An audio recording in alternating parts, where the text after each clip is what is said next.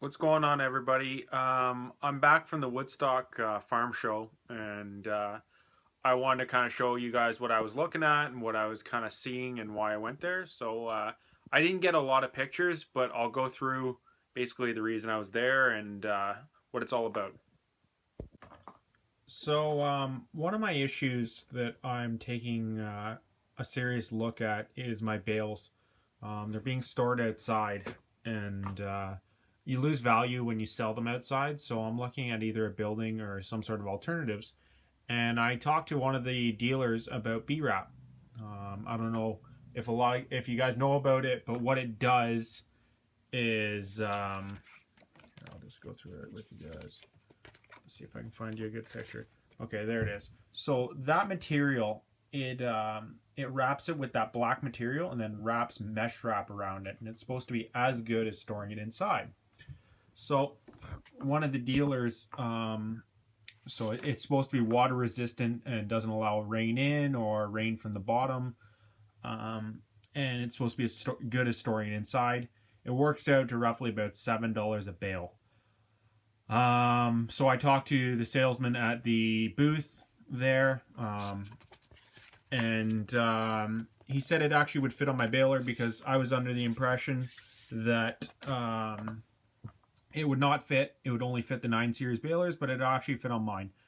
I like the idea of it. I like the concept of it. He said there's a lot of guys trying it and using it and finding it's just as effective of storing inside.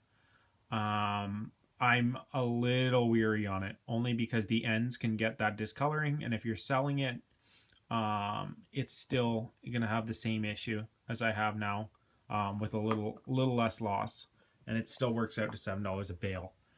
That's one of the reasons I went. The other, so hay storage is my number one reason, and anything kind of to do with livestock where it has to do with beef. I went to go see what's available and what's out there. So that's stop number one. Number two is this is just a basic breed of cattle thing, and I want to give you guys a sneak peek. I'm looking at putting this breed right here, Pinscour, into my herd to get better shoulder. Like if you take a look, there's a lot more shoulder profile and more rump, and it's a thicker cow, a bigger cow than what I have. So I'm looking at getting one of those bulls as a sneak peek, guys.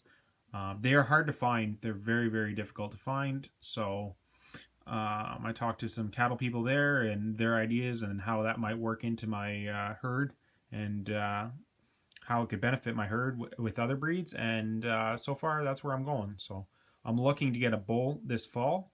Hopefully, if all goes right, I might get a couple heifers too. So we'll see if it ends up happening. I'm hoping it does, but we will see, because you can never predict everything in farming. This right here is High Hog. They make a lot of livestock stuff. I stopped at their. Give me 1 second. And this is what I was looking at.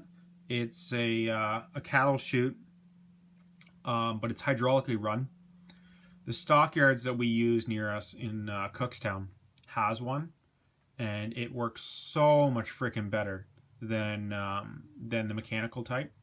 But they're pricey, right? So they were saying this one's about $16,000 to do it. I was kind of trying to come up with a concept on how I could build one for a lot less. And all that is if I can show you guys the front end of it. So all it is basically our standard chute, and these hydraulically shut like that, and the door shuts from the back, and then inside by where the cattle are, there's a stabilization hydraulic, so it goes around their hips, or sorry, their ribs and stuff, so it tightens it up so that when you put tags on or you have to vaccinate, it stabilizes the bull or the cow enough for you to be able to do work. And this one's either powered by electric or a gas motor. So that's, I was looking at them a little bit, but it's way out of my price range, but I would look at trying to build one, a more basic system. So, and for all you young gun farmer watchers, this Krone baler, the Campania, this would be, if I was to ever upgrade a baler, I would look at something like this. It's It's got a slat system that Krone is kind of famous for. Let's see if I can get a picture of it.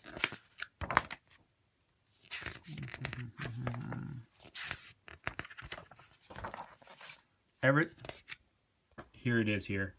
So those slats, instead of belts, it uses metal slats with this rubber in between. They've switched from the chains to rubber now. I looked at it a little bit because I thought I could make a heavier bale with it and stuff. The issue is you need huge horsepower to use them. For me, it's over 150 horses, what they like to see at least. So that's a lot of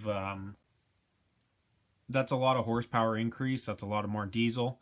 The two wheels are not a straight axle; they're a walking beam axle, which I do like. I thought it was a cool concept to see. I'm going to show some pictures of it near the back of the video. I just want to show you guys what I was looking at. Lastly, I looked at buildings a little bit. These are fabric barn structures.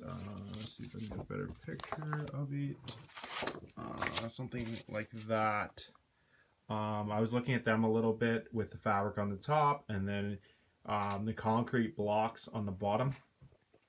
They're cheap and it allows me for not having to dig a footing, which I like a lot. It makes it to be a temporary structure, and if I was to ever get bigger in the future, I could raise it up higher to account for more hay. I'm not 100% sold on these things. The fabric seems great and I understand that, but if it lasts 15 years, 20 years tops, compared to a post and beam that lasts 50 years, really you have to account for that fabric twice. So that's they're like $8,000 each time, and then someone to install it, then you have to add that to the price. Most of the people I talk to are between like $8 and $12 a square foot. That's installed. Some of the smaller companies will do a U install. That I looked at a couple of them. This is Megadome. I also looked at Tasco, which I actually really liked. If I was looking towards it, I would probably talk to this company because I liked the way they were framed and it seemed heavier duty than the others. I want to talk to the Mennonites and see what it's going to cost me to put a post and beam structure up. In my area, if I go and I talk to just a regular builder, because I'm close to Toronto, they charge you an arm and a leg. It's cheaper for us to get Mennonites to come in. They're about an hour and a half away and build a building. Usually it saves us a lot of money.